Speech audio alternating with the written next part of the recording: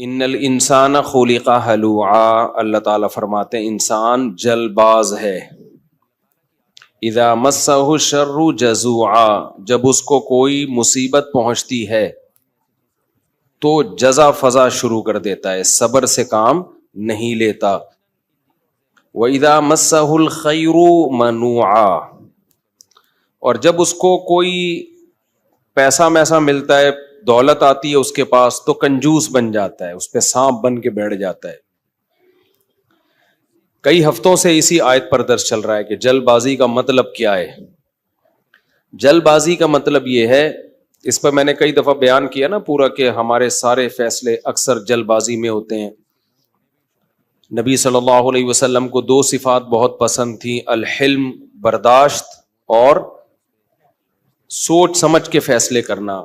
طلاقیں جلد بازی میں ہوتی ہیں، مار دھاڑ جلد بازی میں، بہت سارے کام ہمارے جلد بازی میں ہو. کسی کے بارے میں رائے جلدی قائم کر لیتے ہیں، کسی کو اچھا کہنے میں بہت جلدی کرتے ہیں، کسی کو برا کہنے میں بھی بہت جلدی کرتے ہیں.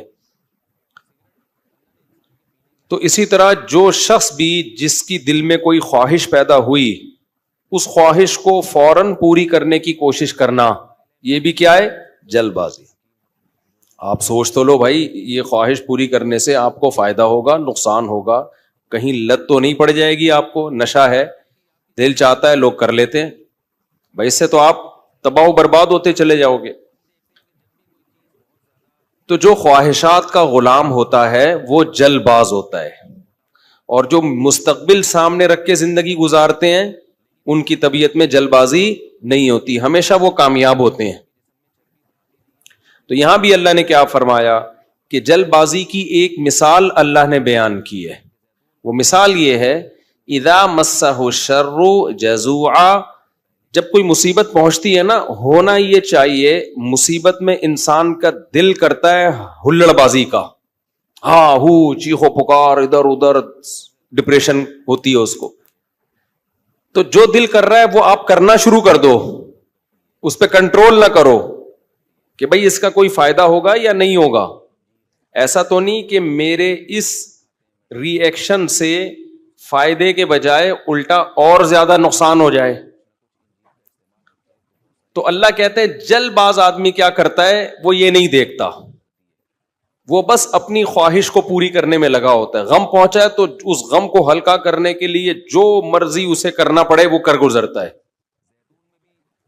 اس کی مثال ایسے ہے نا، آپ نے دیکھا ہوگا، ایک کہیں کوئی واقعہ ہو جائے نا، کوئی دھماکہ ہو جائے، تو جو انویسٹیگیشن کے لیے لوگ وہاں جاتے ہیں وہ کہتے ہیں ہمیں سب سے بڑی مصیبت پتہ ہے کیا ہوتی ہے؟ وہاں عوام جو احتجاج شروع کر دیتی ہے، اس سے کیا ہوتا ہے کہ وہاں جن لوگوں نے کچھ کارروائیاں کی ہیں نا، ان کے ثبوت مٹ جاتے ہیں. ہونا یہ چاہیے، پوری دنیا میں ہم نے ایک اصول دیکھا ہے، جہاں کوئی ایکسیڈنٹ ہو، کوئی واقعہ ہو نا، فوراً وہ روک دیتے ہیں، پورا ایک گھیراؤ میں لے لیتے ہیں کہ انویسٹیگیشن کرنے تو اس میں غلطی کس کی ہے تاکہ اس کو سزا ملے. ہمارے یہاں کیا ہوتا ہے کہ پتہ ہی نہیں چلتا کہ غلطی کس کی ہے، اتنا کراؤڈ اکٹھا ہو جاتا ہے، اتنی عوام دائیں بائیں آگے پیچھے، جس کو پکڑ کے پبلک کوٹنا شروع کر دے تو بس وہی مجرم ہے. یعنی جس کو پہلے تھپڑ لگ گیا نا، سمجھو وہ کیا ہے، بس اسی نے کیا ہے. بہت کچھ الٹا پلٹا ہو جاتا ہے. تو وجہ کیا ہے بھائی؟ اپنے احتجاج فوراً کر لینا کسی بھی چیز پہ، سوچے سمجھے بغیر الزام ڈال دینا کسی کے اوپر. کئی سال پرانی بات ہے، کیس ہمارے سامنے آیا کہ ایک لڑکی کے نمبر پہ کہیں کوئی مس کال آ گئی. یہ گاؤں میں واقعہ ہوا تھا. اب غیرت مند بھائی تھا، اس نے دیکھا یہ کون ہے، دیکھا کسی لڑکے کا فون ہے، پہلے سے اس لڑکی کے بارے میں کسی نے اس کا دماغ، بہن کے بارے میں دماغ بھرا ہوا تھا، ہوتے اس نے کیا کیا، اس کو گولی مار دی. اب بہت پرانا قصہ ہے تو ابھی مجھے تھوڑے سے اس کے آثار باقی رہ گئے دماغ میں، پورا قصہ مجھے یاد نہیں ہے. بعد میں انکوائری کی پتہ چلا کہ جی یہ لڑکی بالکل بھی انوالو نہیں تھی، جس بندے نے کی ہے وہ گڑبڑ کرنے کی کوشش کر رہا تھا. تو اب کیا ہوا ہے کہ اچھی اس کو پتا چلا کہ یار میری بے گناہ بہن کو میں نے مار دیا. ٹینشن میں اتنا گیا ہے کہ اپنے آپ کو بھی مار دیا.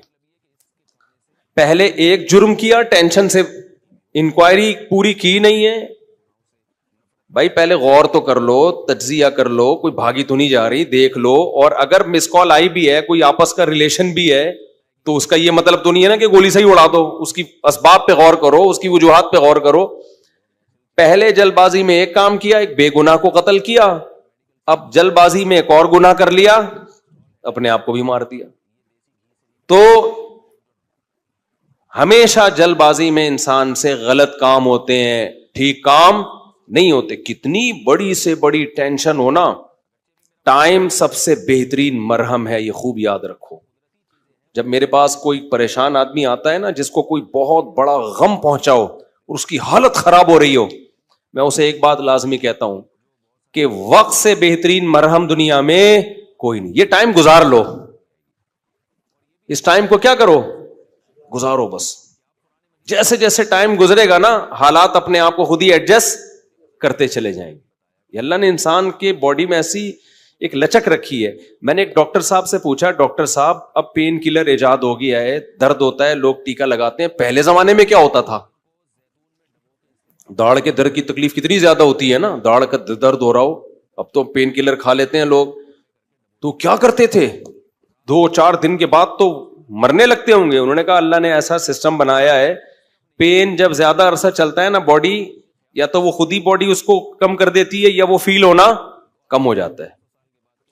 تو اللہ بھی تو ہے نا, اللہ کی میاں کا بھی تو ایک سسٹم ہے بنایا ہوا. جیل میں جو لوگ قید میں چلے جاتے ہیں,